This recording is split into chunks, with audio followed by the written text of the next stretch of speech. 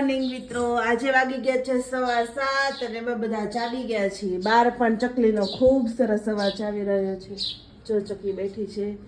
આ બાજુ મોસમ બહુ જ સરસ છે, ઠંડીનો માહોલ અને એકદમ ગુલાબી ઠંડી છે.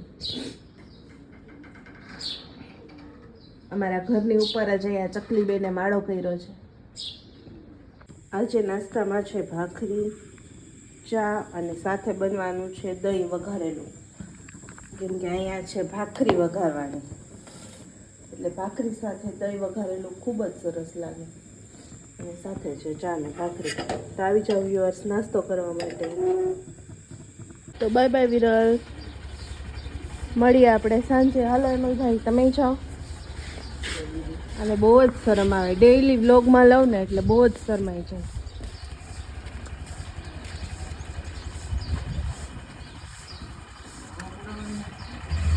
Bye bye.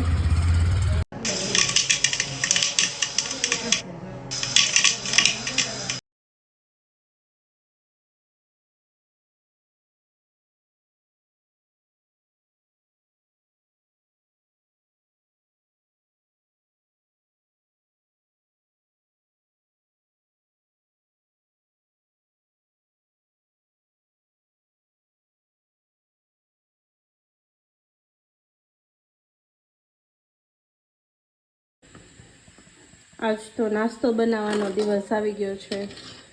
આ બાજુ દાણા તળી નાખ્યા છે, અહીંયા ચેવડો પણ બની ગયો છે. મારા દેર એક હોસ્ટેલમાં ભણે છે ને, એના માટે બધી વસ્તુ બનાવું છું. ભૂંગળા તળી લીધા છે અને આ પૌવા તળવાના છે.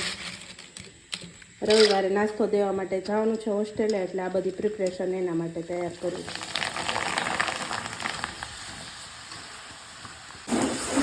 મિત્ર, આજે તો મેં મારી રામ પ્યારીને બહુ સરસ રીતે નવડાવી દીધી છે, અને સાથે સાથે પાર્કિંગ પણ એટલું સરસ ધોઈ નાખ્યું છે.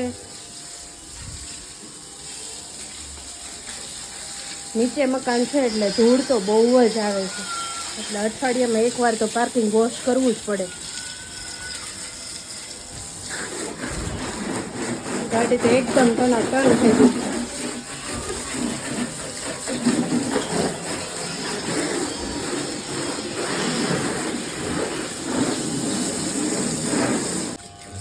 અહીંયા બધા ઝાડવાને પણ આજ મેં સરસ રીતે પાણી આપી દીધું છે.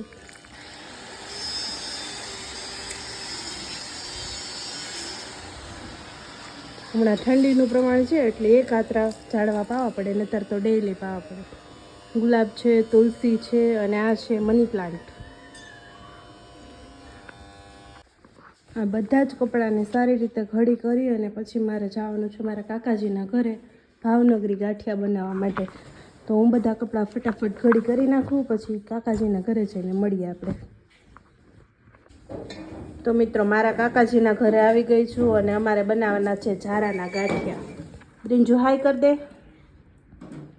આ છે મારા કાકાજીની છોકરી. ગાંઠિયાનો લોટ બંધાઈ ગયો છે. અહીંયા ગાંઠિયા પણ રેડી થઈ ગયા છે. ઝારાના ગાંઠિયા બને છે. એક નંબર ગાંઠિયા બને છે. ચાલો વ્યુઅર્સ, નાસ્તો કરવા માટે. ચાલો મિત્રો, લચ્છી પીવા માટે. રાજભોગ લચ્છી. વિરલ, તમને ભાવે કે? ભાવે જ ને. અત્યારે આવી ઠંડીની વાત પીવાની હોય. આપણે ઉપરથી પાછા ડ્રાયફ્રૂટ ગાર્નિશિંગ કરશું.